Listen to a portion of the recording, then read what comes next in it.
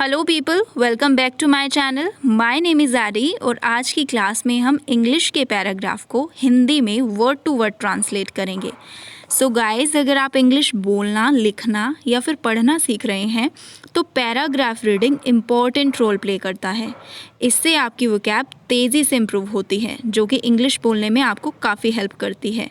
So guys, without further ado, let's get start.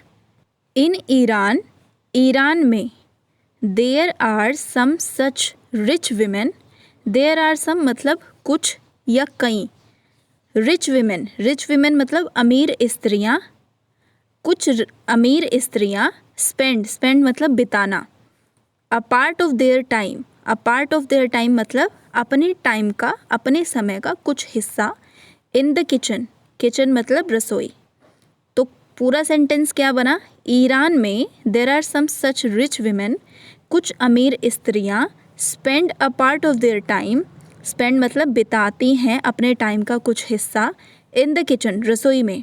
तो Iran में कुछ स्त्रियाँ, फिर कई अमीर स्त्रियाँ ऐसी भी हैं जो अपने समय का कुछ हिस्सा रसोई में बिताती हैं। They are specially worst. They मतलब वे, आर स्पेशली मतलब खास तौर से। वर्ड्स का मतलब होता है तजुर्बेकार। वे क्या हैं? खास तौर से तजुर्बेकार हैं। इन प्रिपेयरिंग मतलब प्रिपेयर करने में, बनाने में, चीज़ों को बनाने में। स्वीट्स मतलब मिठाई। चटनीज़, जैम्स मतलब मुरब्बा। एंड पिकल्स मतलब अचार। तो पूरा सेंटेंस क्या बना? दे आर स्पेशली वर्स्ड, वे क्या हैं? खास तौर से तजुर्बेकार हैं। मिठाइयाँ, चटनी, मुरब्बे और अचार बनाने में खास तौर से क्या हैं? तजुर्बेकार हैं। तो in Iran there are some such rich women जो कि spend a time of their time in the kitchen. कुछ स्त्रियां, कुछ अमीर स्त्रियां ऐसी हैं जो अपने टाइम का कुछ हिस्सा किचन में बिताती हैं और वे क्या हैं? स्पेशली वर्स्ड हैं, मतलब ख़ास तौर से तजुर्बेकार हैं स्वीट्स को बनाने में, चटनी बनाने में, मुरब्बा बनाने में, अचार बनाने में। ठीक है। ऑल द विमेन मतलब सभी औरतें। सुपरवाइज मतलब निगरानी रखना या फिर निगरानी करना। देयर लेज़ी मतलब कामचोर। केयरलेस मतलब लापरवाह। एंड गुड फॉर नथिंग मतलब निकम्मा, जो कोई कामकाज नहीं करते हैं, जो किसी काम के नहीं होते हैं, उनको बोलते हैं गुड फॉर नथिंग। सर्वेंट्स मतलब नौकर। 4 आवर्स घंटों तक। तो सभी औरतें क्या रखती हैं? निगरानी रखती हैं अपने नौकरों पर, जो कि लेज़ी हैं मतलब कामचोर हैं, लापरवाह हैं, निकम्मे हैं। उन पर क्या रखती हैं? निगरानी रखती हैं। In order to preserve the cleanness of the house मतलब मकान की साफ सफाई के लिए कई घंटों तक अपने सुस्त, लापरवाह और निकम्मे नौकरों की काम की देखभाल करती हैं। मतलब सभी स्त्रियां क्या करती हैं? अपने मकान की सफाई के लिए कई घंटों तक अपने सुस्त, लापरवाह और निकम्मे नौकरों के काम की देखभाल करती हैं कि वो अच्छे से कर रहे हैं या नहीं कर रहे हैं। ठीक है। देयरफॉर मतलब इसलिए।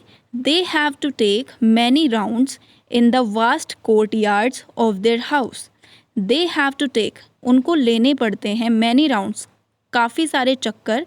इन द वास्ट कोर्टयार्ड, वास्ट मतलब बहुत बड़ा, कोर्टयार्ड मतलब आंगन, ऑफ देयर हाउस अपने घर का, जो उनके घर का काफ़ी बड़ा आंगन है, उसके कई सारे चक्कर उनको लगाने पड़ते हैं। क्यों? क्योंकि उनको देखभाल करनी होती है, नज़र रखनी पड़ती है, निगरानी रखनी पड़ती है अपने नौकरों की कि वो काम अच्छे से कर रहे हैं या नहीं कर रहे हैं। Besides, they have to spend much of their time on the children. Besides मतलब के अलावा, इसके अलावा। They have to spend मतलब बिताना, उनको बिताना पड़ता है much of their time, अपना काफ़ी सारा समय, on the children बच्चों पर। इसके अलावा उन्हें काफ़ी सारा समय अपना बच्चों पर बिताना पड़ता है। In the beginning पहले पहल। The habits of the children are spoiled. Habits मतलब उनकी जो आदतें होती हैं, आदतें, हैबिट्स मतलब आदत। ऑफ द चिल्ड्रन बच्चों की जो आदत होती है, आर स्पॉइल्ड मतलब बिगाड़ देना। बच्चों की जो आदतें होती हैं वो बिगाड़ दी जाती हैं। व्हेन दे वीप, जब भी वे रोते हैं, वीप मतलब रोना, जब भी वे रोते हैं। They are given they are given मतलब उनको दे दिया जाता है without fail something to eat, मतलब उनको कुछ ना कुछ खाने को दे दिया जाता है जब भी वे रोते हैं। They are always kept in the nurse lap, they are always, always मतलब हमेशा, केप्ट मतलब रखे जाते हैं, रखना या फिर होते हैं, इन द नर्स लैप, नर्स मतलब जो टेक केयर होती है या फिर आया बोल सकते हैं, आया, लैप, लैप मतलब गोद, वे हमेशा या तो नर्स की गोद में होते हैं, और अंडर हर चार्ज, और हमेशा उनकी निगरानी में होते हैं। हर चार्ज मतलब निगरानी, या तो वो हमेशा गोद में होते हैं या फिर वो अंडर हर चार्ज उनकी निगरानी में होते हैं। Their nature becomes so defective, their nature, nature मतलब उनकी आदत इस तरह से बन जाते हैं, बिकम मतलब बन जाती है, सो डिफेक्टिव इस तरह से, that the girls almost always become shy, जो गर्ल्स हैं वो ज़्यादातर क्या हो जाती हैं, शर्मीली होती हैं, और boys are and the boys timid, timid मतलब डरपोक, और बॉयज़ कैसे हो जाते हैं, डरपोक हो जाते हैं।